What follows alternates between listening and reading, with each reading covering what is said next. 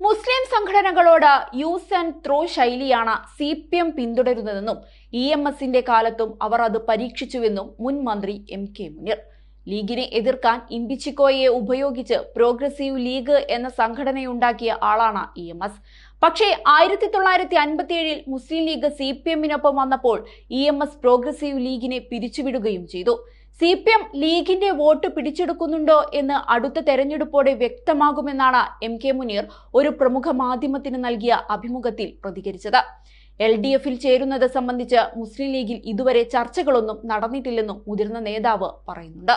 2021 സംസ്ഥാന സർക്കാരിനെതിരെ സ്വർണ്ണക്കടത്ത് ഉൾപ്പെടെ നിരവധി ആരോപണങ്ങൾ ഉയർന്നിരുന്നു. എന്നിട്ടും സർക്കാരിനെ തളച്ചിടാൻ UDFന് കഴിയാതിരുന്നത് ആ ആരോപണങ്ങൾ തെളിയിക്കാൻ തക്ക തെളിവുകൾ തങ്ങളുടെ പക്കലില്ലാത്തതിനാലാണ് എന്നും അദ്ദേഹം പറയുന്നുണ്ട്. അതേസമയം തെരഞ്ഞെടുപ്പിന് മുൻപ് കോൺഗ്രസ് ചില തിരുത്തലുകൾ നടത്തണമെന്നും മുനീർ വ്യക്തമാക്കുന്നുണ്ട്.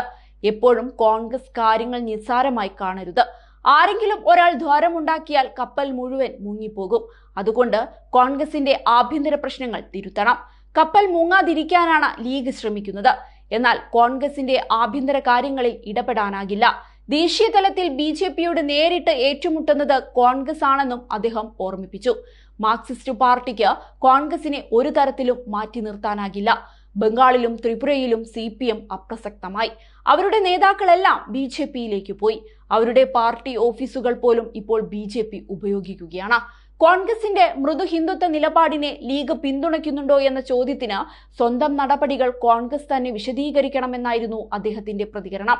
മണിപ്പൂരിലെയും രാജ്യത്തെയും മൊത്തത്തിലുള്ള BJPയുടെ വിദ്വേഷ രാഷ്ട്രീയത്തെ അഭിസംബോധന ചെയ്യാൻ രാഹുൽ ഗാന്ധിക്ക് മാത്രമേ കഴിയൂ എന്നാണ് ഞാൻ പറയുന്നത്.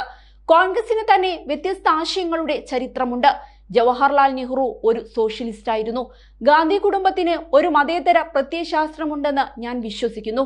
ജയറാം രമേശ് ഉൾപ്പെടെയുള്ള നേതാക്കളും ഇതേ ചിന്തകൾ പങ്കുവെക്കുന്നുവെന്നും അദ്ദേഹം എടുത്തു പറഞ്ഞു.